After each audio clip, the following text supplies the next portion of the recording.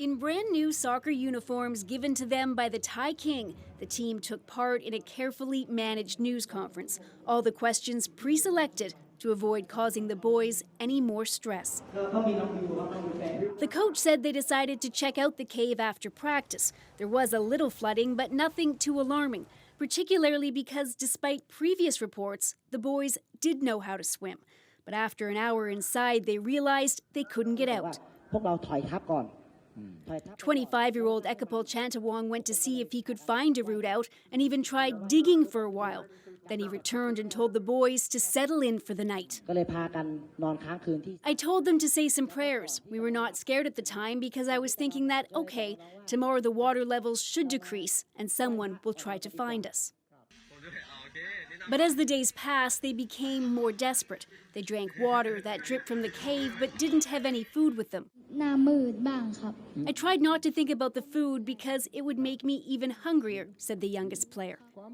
They debated if they should go further into the cave to look for another way out, but in the end they decided to stay put on that ledge, where the British divers eventually found them. How many of you? 13. Brilliant. I did not know what to say to him. I said hello, and then he said hello back. It was a miracle. The coach said they decided that those who lived the furthest away should be rescued first because they assumed they would all be going home instead of the hospital where they all ended up. As cameras waited, they were discharged from there on Wednesday, and the boys were able to spend their first night back with their families. The entire soccer team will now spend time as novice monks as a way to honor the diver who died during the rescue. While some still dream of playing soccer professionally, at least one of them says he now wants to be a Navy SEAL. Briar Stewart, CBC News, Vancouver. So as you saw, it seems like a happy ending. The boys all smiles as they left the hospital. But ask anyone who's seen or lived through this kind of ordeal before, and they all seem to say the story's not over yet. Just think about that group of miners in Chile who survived something very similar. There were 33 of them trapped several years ago, 700 meters underground. They went more than 2 weeks before they were even discovered. And the attempt to rescue them also drew help and attention from around the world.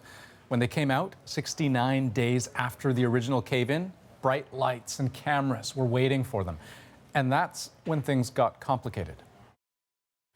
So let's speak with the man who literally wrote the book about what these men went through. Jonathan Franklin joining us right now. He's the author of 33 Men Inside the Miraculous Survival and Dramatic Rescue of the Chilean Miners. And John, can you maybe start by painting a picture of the circus of attention that they received immediately after they were rescued? I mean, there were news organizations, but it went beyond that, right? What happened is they became like instant celebrities. The miners didn't know the world was watching. There were some 2,000 reporters, and there was movie deals, movie producers. They were getting people dressed up as doctors, trying to interview them in their hospital rooms. It was just a complete media circus. One of the miners said it was everything but the lions. And how did that affect the group? Because I'm thinking in the vein of their recovery, I mean, their attempts to rebuild their lives. Well, originally they had this pact that they were going to stay silent, they were not going to speak, they were going to be unified as a group. And that literally lasted about 2 or 3 hours. Some miners were more famous, got deals, other ones were ignored, some were better at speaking on TV. The whole group dynamics was fractured instantly, and all sorts of jealousies and envy erupted as the media attention kind of blew apart any sense of group dynamics. And you know, I wonder about what impact that would have had on their recovery. So I think in terms of these 12 young soccer players in Thailand, what are the thoughts running through your mind as you think back to how this relates to those 33 Chilean miners? Well, I always thought the Chilean miners were these disposable heroes. The whole world watched, and then weeks later they were back to selling fruit on the street. They got terrible mental health counseling. So I think it's important to remember that even though they're smiling and they're physically okay, there's all sorts of things that have changed. They're not the same people they were before. People are going to look at them differently. People are going to treat them differently. It's not just about being resilient and getting over it. You have to acknowledge that you're not the same person. One of the miners said to me when he came up, he said he looked in the mirror and he saw his eyes. And he said, "Those are not my eyes anymore." Jonathan Franklin, lots to think about. Thanks so much for joining us. You're welcome.